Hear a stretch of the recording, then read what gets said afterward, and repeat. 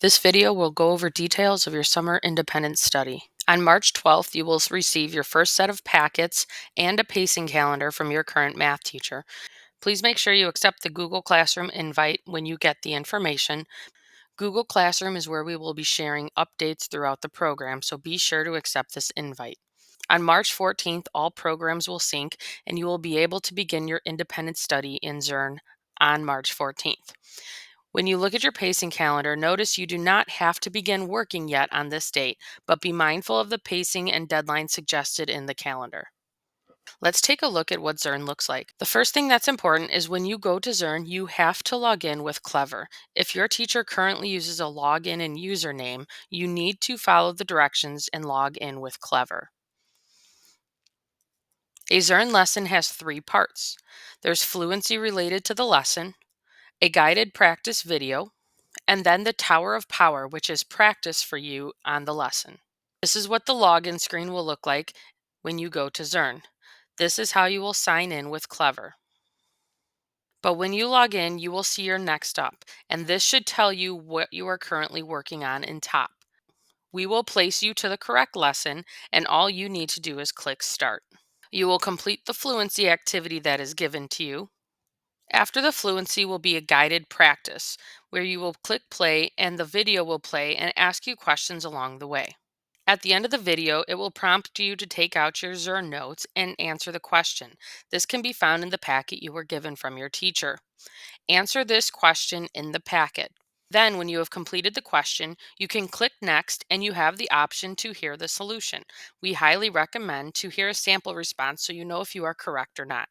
The final part of a Zearn lesson is always the Tower of Power. This is a chance for you to practice what you learned in the lesson. As you complete questions, you will see the tower on the right grow to the top. Once you have completed the Tower of Power, you are done with the Zearn lesson. There are optional bonus problems for each lesson. You do not have to complete these, but you could use those for extra practice. You should not do any questions in your packet until you have completed the Zearn lessons. There are check your understanding problems at the end. This is a collection of problems that will help you in preparation for your assessment for that unit. Answer keys for the check your understanding problems are found in Google Classroom under the Classwork tab. You should use these to make sure you are correct. Then, once you complete the check your understanding problems, you will schedule a time to take the assessment if there is an assessment for the unit. Your pacing guide will let you know if there is an assessment for the unit required. When you are ready for an assessment during the school year, you will let your current math teacher know you are ready for the test and work with them to schedule a time to complete the assessment. There are different options available at each building, so your teacher will be your go-to person to find a time to schedule. Once school is out and we have reached the summer, you will be signing up to take your assessment at one of our testing locations. We will post more info about this in Google Classroom as we get closer to summer. Regardless of when you take your assessment, be sure to turn in your completed packet when you take the test. If you do not bring your completed packet, you will not be allowed to take the assessment. This is our way of knowing that you have done the required learning for the assessment. And finally, you will receive new Zearn packets after you finish the test so you can continue your work. All grades for your assessments will be posted in Infinite Campus. There might be times when you need to retake an assessment.